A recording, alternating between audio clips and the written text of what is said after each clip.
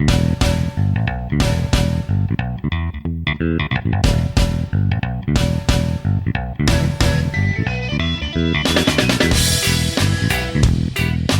to the How I Met Your Mother Superfans podcast. I'm your co-host James Hamilton, along with my good friend Chris Venezio.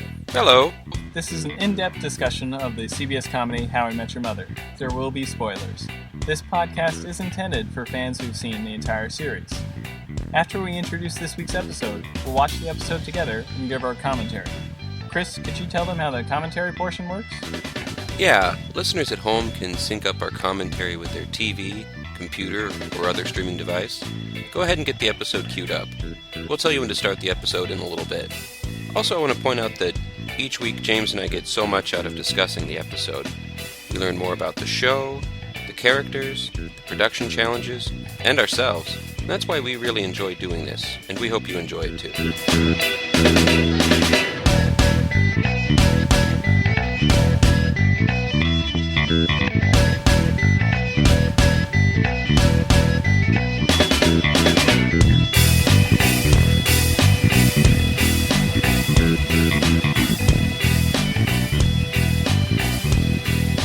Today I picked a silly, fun episode. Today we're watching Slap Bet, Season 2, Episode 9, aired way back November 20th, 2006. If you have DirecTV or some other type of streaming service or cable service, you might notice this episode called Robin Sparkles in your guide. That's because this episode's called Slap Bet, but it's about Robin Sparkles. I did not know that, and actually I was thinking about commenting on that later, but I wasn't going to. Yeah, the episode could be called Robin Sparkles, but the problem with that is it sort of that gives away the ruins secret. The surprise. Yeah, exactly. Yeah, exactly, because there's a part during watching it the first time where I really thought Robin was married and still married, like not married and divorced. That she still had a husband who lived in Hong Kong, or Canada or wherever he lives. Yeah, exactly. And if you call it Robin Sparkles, it ruins the mystery. Yeah. So they changed the name to Slap Bet. Slap Bet's kind of the B story, in my opinion. But let me first, before we get too much further, I want to give credit to this writer, Courtney Kang. She wrote some great episodes. Season 1, she wrote Return of the Shirt and The Wedding. And then she wrote at least one episode every year for the entire run of the series, usually 2. And she wrote the quote-unquote sequel episode to Slap Bet, or Robin Sparkles. The episode called Sandcastles in the Sand, which features Robin Sparkles' second not a big hit single. Right, yeah. It was even less popular than Let's Go to the Mall, which Robin claims was a small hit. Yeah. So first use of Let's Go to the Mall. Later shown to be very memorable for all the characters, including, Ted, who even has it as a ringtone. Oh, okay. When we get to those episodes, you have to point that out, because I'm sure he does, and I didn't notice it. Yeah. Do you know if the writer did the third Robin Sparkles episode, the one where she has the TV show with glitter? I don't. Which think would be called she Glitter. Did. I don't think Okay. That is the name of the glitter episode, but I don't think she wrote that one. I'm not sure though. That's fine. All right, well, James, let's switch it up a little bit today. What was most memorable for you? For me, well, obviously it's Robin. Obviously, it's Robin Sparkles. The big reveal of not only is she a pop star, that's weird. It was in the 90s, but it looked like the 80s. That's weirder. And then they have this whole Slap Bet thing. So it's a very fun episode. It's a lot of funny, fun stuff. Who doesn't love getting nostalgic for the 80s? And it turns out it was the 90s. I do like that moment there where she explains that. That's funny. It's funny to me that you went with Robin Sparkles as what was most memorable for you, because of what I have to say about why it's most memorable for me. Yeah. And I said the Slap Bet.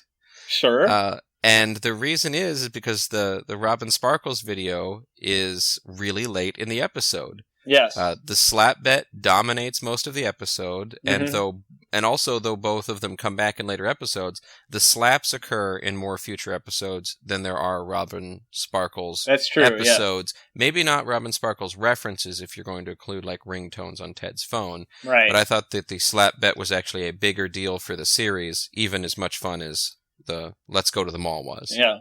Yeah, and I'll go ahead and give a little teaser now. They slap bet, there's, I believe, 7 more episodes, including this one. Not including this one. There's 7 more slap episodes, and only 3 more Robin Sparkles episodes. Slap bets are a real thing from Carter Bays High School. Oh, really? Okay. Yeah. No, I didn't know that.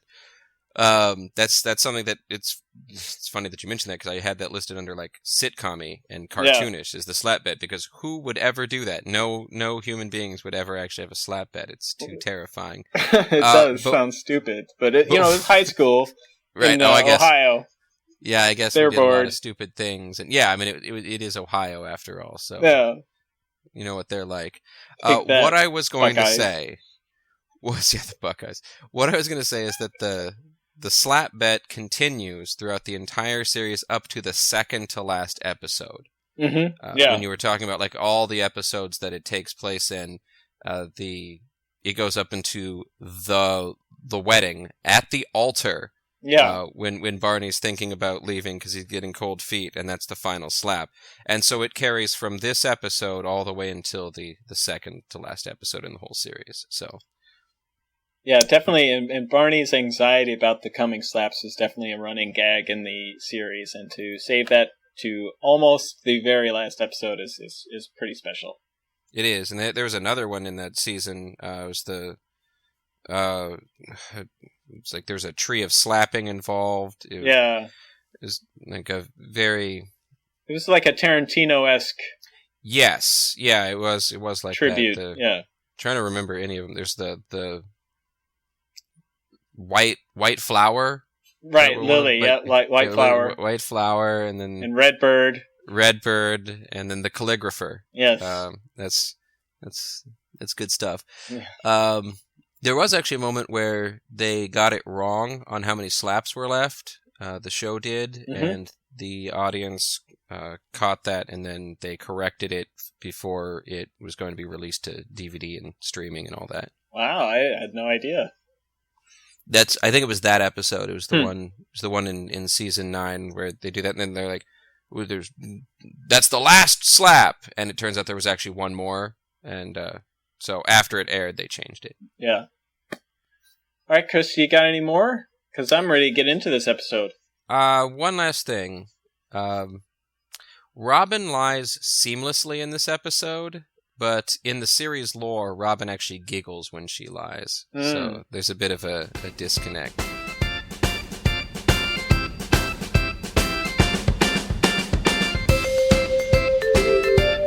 If you haven't already, go ahead and queue up the commentary portion of the podcast. If your TV, computer, or other streaming device isn't ready to play, pause the podcast now and come back to us when you're ready.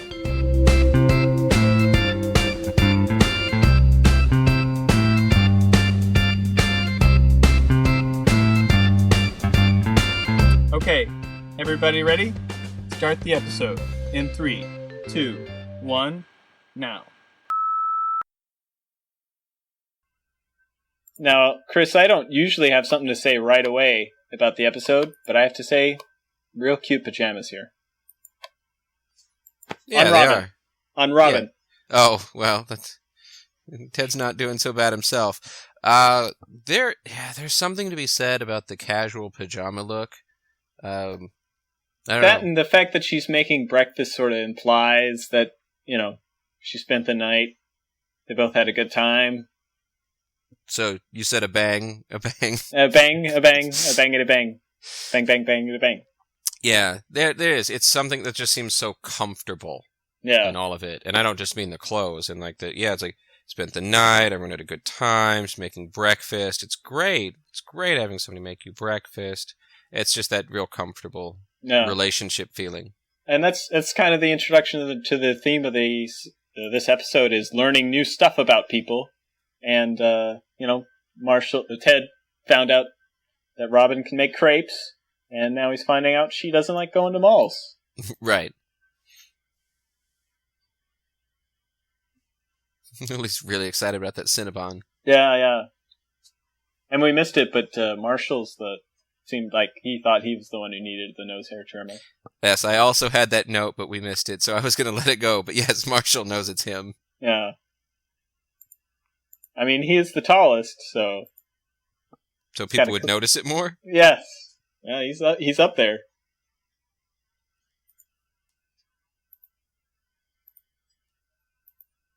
We also missed the mention of Derek, the season 1 boyfriend, who I believe appeared on screen for about 3 seconds and was mentioned in maybe 2 or 3 episodes.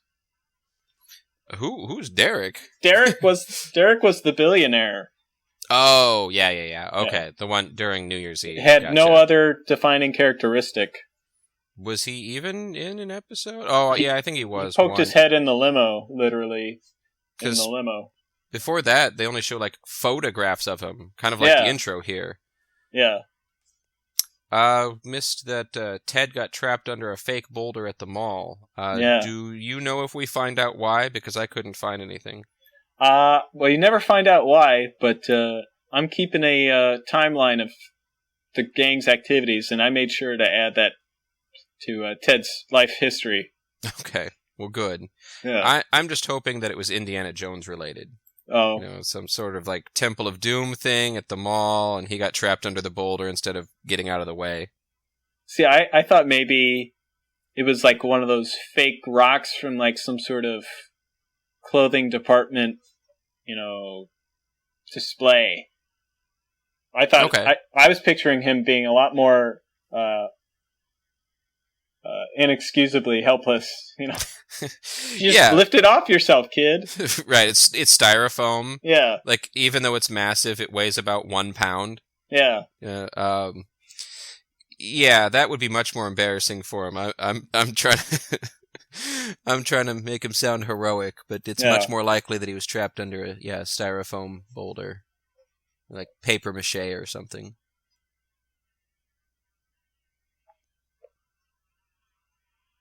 I keep mentioning this, that season 9, they established that Marshall doesn't have a no questions asked policy with Lily, that he's completely honest with her.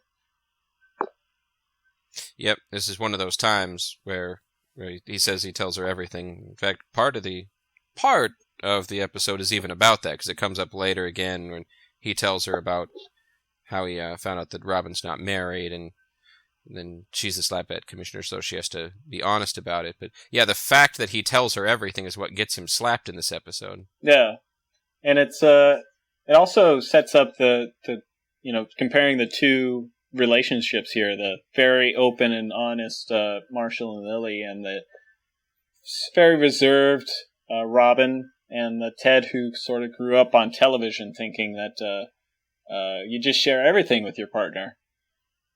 Yeah, that's funny. Yeah, Ted's the wild card in that whole thing, because I mean, you're right, and I didn't notice this, the dichotomy between the two couples, but yeah, the Lily and Marshall who share everything, and then Ted and Robin, where Robin's withholding. She doesn't really care for relationships, and it's really difficult for her to be open, and she doesn't. She says later that she's trying more with Ted than anyone else, and I believe her. But yeah. Ted's the wild card. I think that he grew up in a very don't share anything culture and family, but seeing his parents go through a divorce because they weren't talking has really made him want to be like, well, now we have to share everything, no secrets. So I have to say this, they're leading into the whole mall married story, not the mall story, the married story. And I have to say, this is probably one of the weak links in the series in terms of Jason Segel's performance, because I really didn't believe Marshall believed what he was saying about this whole Robin's married thing. Just something about the line delivery just sounded so fake to me. Huh. I didn't get that, but that's... Maybe it's just my critical eye, but the whole maybe Robin's married thing seems like the weak point for me. I will. I'll have to go back and watch that. I mean, even just thinking about how he delivered it, I think he was trying to be quiet. I mean, I'll give you that it sounds different and it sounds a little off. I'll give you that. Maybe But it's just his hair. it could be. Well, speaking of hair, they just did a flashback there where they had to put Lily in a red wig since she's not like an authentic redhead at this point. She's got that auburn, very dark hair right now. So in the flashback, they had to put her in her season 1 wig. Yeah. She never looked good. The wig? It was always easy to spot. Yeah, I think they did the best they could. Plus, since you know it's a flashback and you know it's a wig, that can't help. Yeah. But yeah, I'll have to go back and listen to Jason Segel's delivery of that, because he's such a fantastic actor most of the time. Maybe that's why I missed it, is because I believe everything he says, and maybe that's why you noticed it, is because he's so good so much of the time. Yeah. That it just sounded off to you.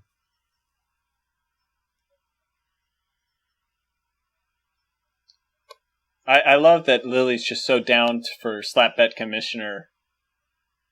Yeah, as soon as she knows she has powers. Yeah, I mentioned like the show's about belief before, and Lily just learned about the existence of this thing that they just made up, the Slapbet Commissioner, but everyone in the group believes in the integrity of this totally made up office that they just invented. Right. Yes. I love that. Yeah, that's true. They're very open to like new fun things, and yeah, it's interesting how they just accept it so quickly. Well, Of course, you have to do whatever the Slapbet Commissioner says, because I even thought about that at the end of the episode when she says Barney can have Marshall can have 10 slaps all at once or 5 for eternity.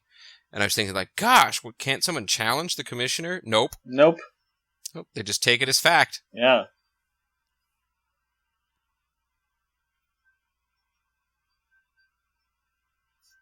So obviously Robin's lying here. Right. I studied her face real close, but someone said that you could tell that she was performing the line as if she knew she was lying, but it seemed pretty convincing to me. I was convinced the first time I saw it, if I hadn't mentioned that already. But she's not giggling, so that's sort of ruins it for me. Yeah.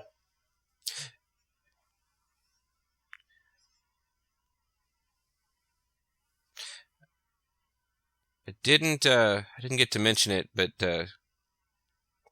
Ted trying to get to the bottom of this. We haven't gotten to like the Mosby boys. There's a slap. Yeah. We hadn't gotten to the Mosby boys and Ted as a detective yet, but Teddy Westside was not being smooth in that scene, trying to get to the bottom of whether or not she'd been married before. Yeah, he was totally fumbling through that one. You know, that kind of where that scene reminded me of was they are sitting on the floor, they're playing Scrabble. So, despite the fact that they're drinking beer and we assume they're in an adult relationship, they're kind of acting like children, kind of nervous around each other, sort of getting to know the other person a little bit. And that's kind of what, this episode's about. Even though they've known each other already, they're still getting to know each other on a more intimate level. And yeah, it's amazing what you know about somebody as a friend, and then when you start dating them, if that's something that you or the audience has ever done, then you know that you find out just so much more, or you're shocked at what you don't know. You're like, how did I not know that?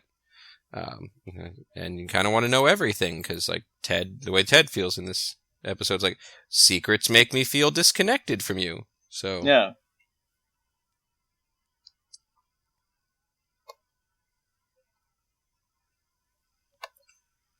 Now Barney doesn't like Canadian porn here, but I have to believe that in all of Canada you're going to have a just fine time finding busty women. I mean, Pamela Anderson was pretty busty, right? No, she was Canadian. She sure is. Surprise! Yeah, she was busty before the implants. That's true. Yeah.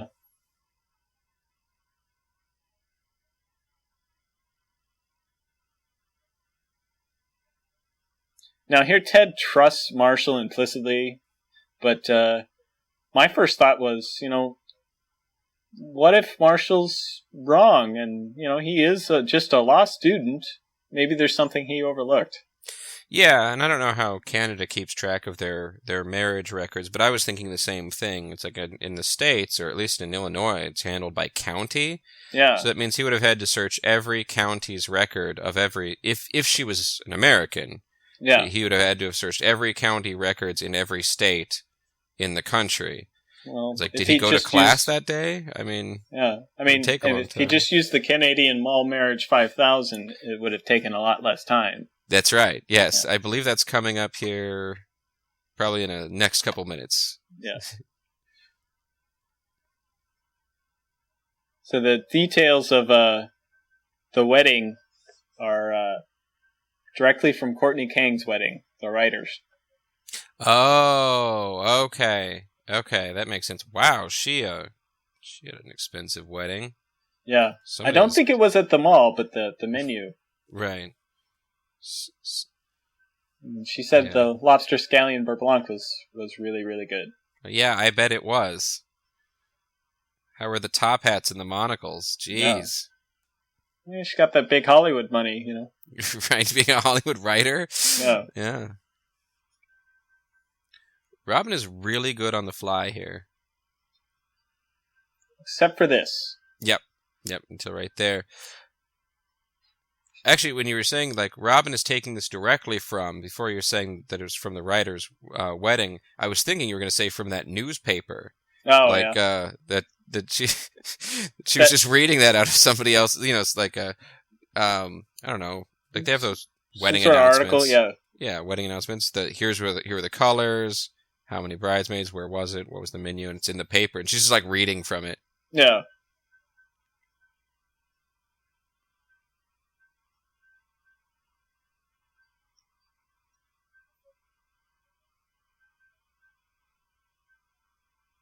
I love that line. It's good too.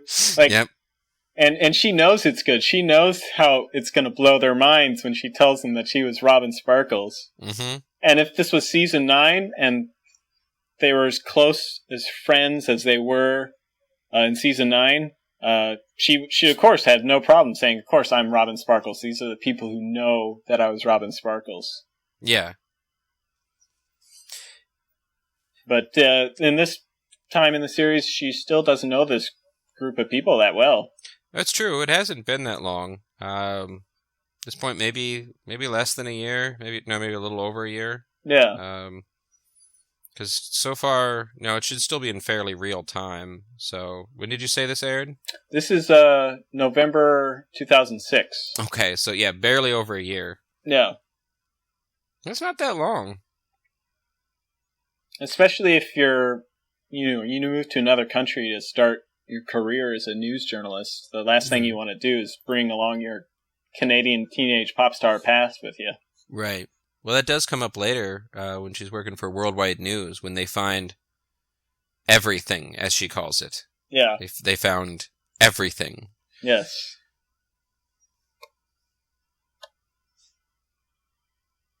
Now, I get really used to, because of the slap bet, throughout the rest of the series, I get really used to the idea of Marshall being allowed to slap Barney whenever he wants. It was really kind of strange there to go back and watch the origins where Barney slaps Marshall. Yeah. And he gets the 3 slaps in a row, which I don't think Marshall gets to do multiple slaps in a row. He's offered the 10 in a row, which but he turns it down. Yeah, well, Barney gets the choice. I guess Marshall wasn't offered it. Barney was offered the choice. But the 10 in a row, well, I think if he got 10 in a row, then his tombstone might have actually read that Barney slapped to death. Slapped to death by Marshall. So it's probably better that he got the 5 for eternity, just so that it wasn't 10 in a row. But then again, there's so much fear there throughout the rest of the series that, I mean, it's not good for Barney, it's good for the audience. Yeah.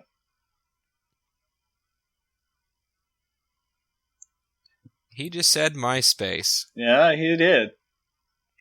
In 2006, that was relevant.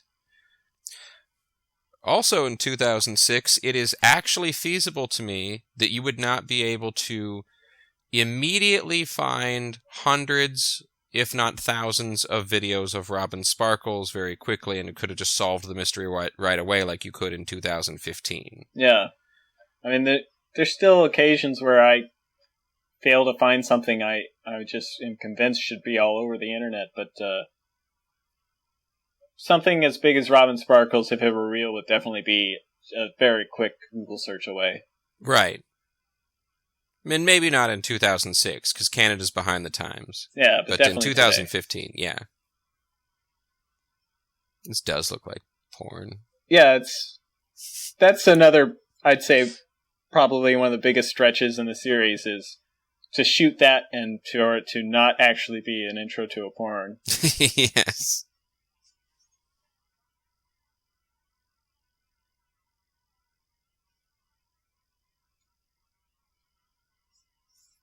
So here the slap functions as a structure of the story there. Yeah, because they might not have played the rest of it if she didn't have to reveal, like, no, it's not porn, I wish. Yeah. That'd be less embarrassing.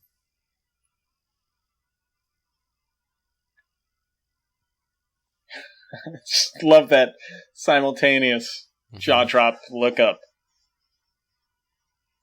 Best line ever.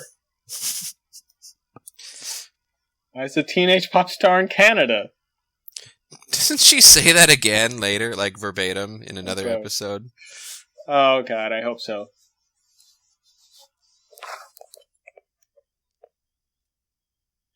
Right, and she calls this the minor hit. Which means that Sandcastles in the Sand was even more minor? Is that how you'd say that? Less major? Well, for a woman who said she had a single minor hit, she did continue to have a couple of some work as Robin Sparkles for quite a few years, it seemed like. Right. Till she threw it all away and she became Robin Daggers. That's right.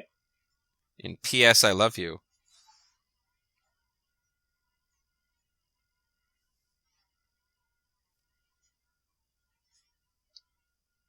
Surprised they got that one on TV.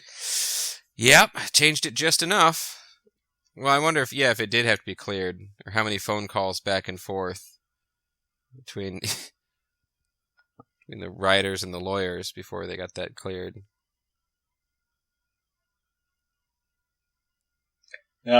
People who have the Season 2 DVD should also definitely check out the Robin Sparkles music video if you haven't already. It's the full-length video, MTV style. It's pretty. It's definitely worth a watch.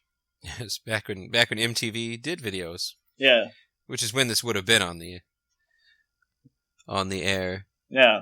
Do they say what year this came out? Like the video, the Robin Sparkles video? She said like the 80s didn't get to Canada until like 93, but did she say what year? I don't remember. We might find out in the one in Sandcastles in the Sand, because she talks about her boyfriend, played by, was it James Vanderbeek? That's right. Yeah. That's actually the episode that has the fur trapping and gave him your maple leaf and all that. Yeah. And that was a backhanded slap. Yeah. Kind of knuckles. Yeah, that's wouldn't be in the spirit of the slap bet to me, but well, I guess she allowed it. Yeah. Also, he recovered well during the commercial break. Yeah. They're just dancing and drinking now. Yep.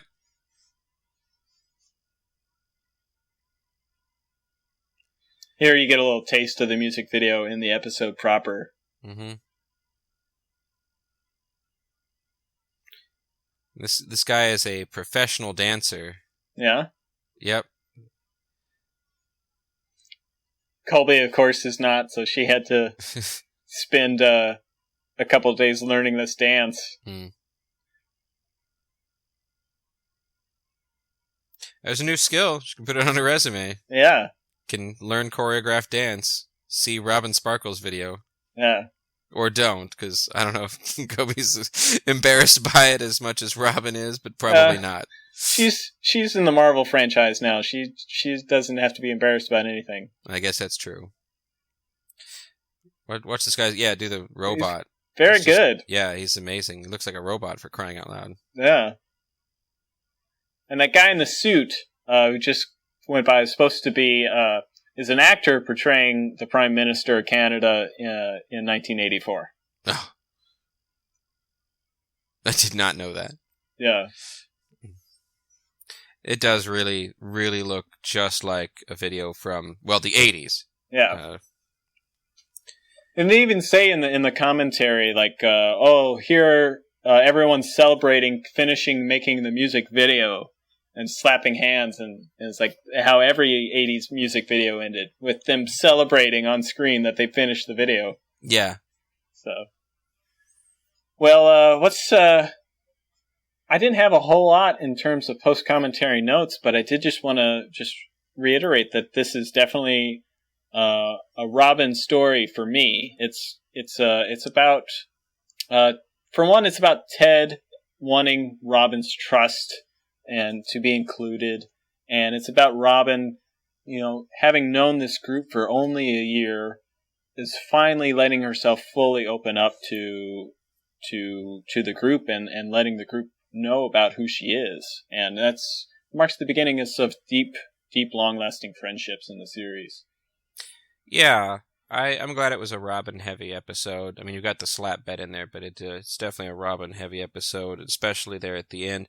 And I like that because there aren't a lot of them, and sometimes in the first couple seasons, Robin sort of gets thrown to the side as like a side character and barely has anything to do with the episode. Maybe that's a little extreme, but doesn't seem like she's as involved with the story necessarily as anybody else. And so it's good for her to have these episodes that are more or less about her. Yeah, in a lot of the episodes we've covered so far, she's running as the sidekick for your for Barney or for Lily. Yeah. So it's nice to get an episode that's all pretty much about her. Do you have something more to say?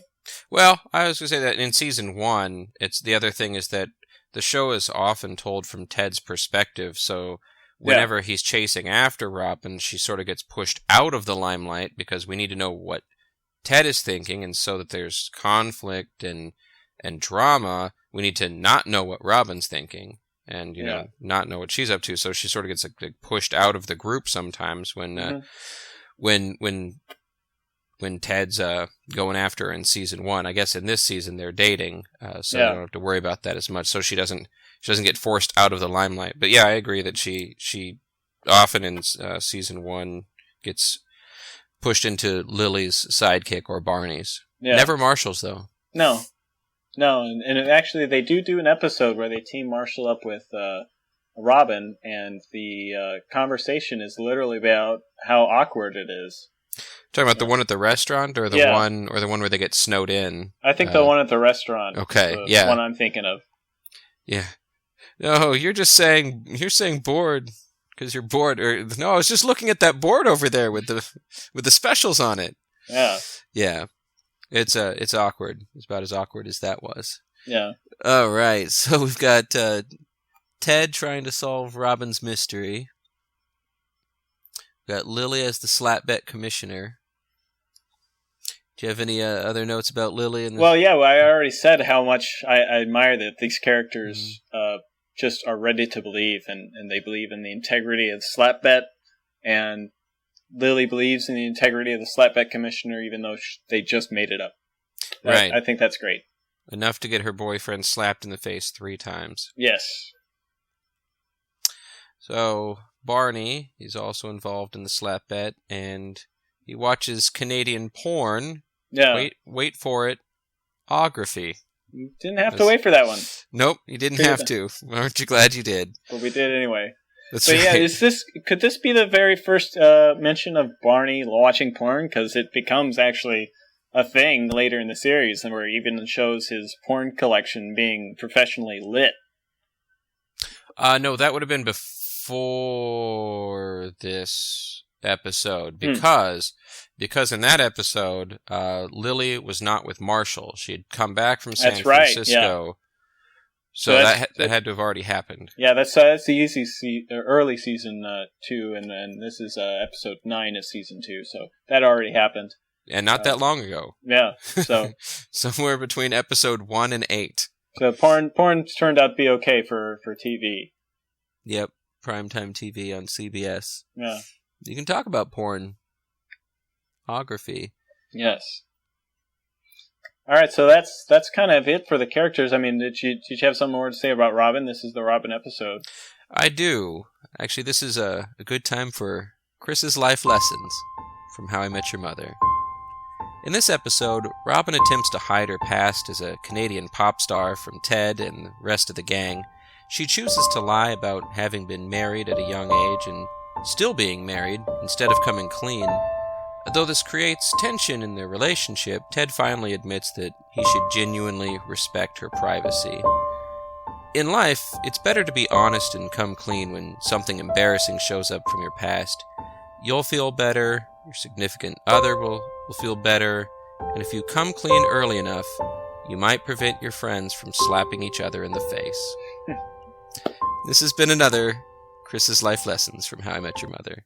All right, Chris, thank you very much. I enjoy those.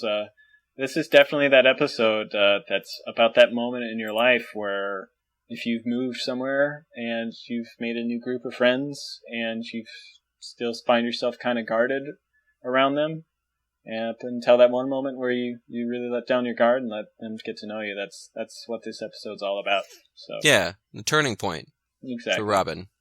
So Chris, you normally tease the next episode, but I got a little surprise for our listeners. What's that? Well, since this episode is called Slap Bet, but it's the beginning of not only the Slap Bet quadrilogy or sexology, there's 6 more episodes of the Slap Bet we could go into, or we could go into the Robin Sparkles trilogy, which I guess it is a trilogy because there's 3 more, or quadrilogy if you count this one. So, viewers, let us know. Email us at himymsuperfans@gmail.com. Do we go with the Slap Bet, or do we go with Robin Sparkles? We'll reveal our answer next week. We definitely appreciate your feedback, and we will choose based on what you say. So, you have some influence in our show. The girlfriend look, not like the sloppy girlfriend look, which we've seen Robin do. Yeah. After her breakup with Barney, was it? Or anytime she puts on a hockey jersey or a T-shirt 2 times too big. Right. Covered in Cheeto dust. Yes, I remember that. She finds the Cheeto in her hair. Yeah. And calls dibs.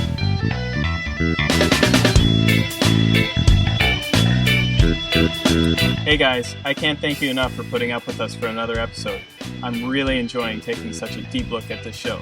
We hope you're enjoying it. We'd love to hear from you. Email us at himymsuperfans@gmail.com. That's it for today, folks. I've been James. I've been Chris. It's been a pleasure. From all of us here at Metro News 1, Barnacle out.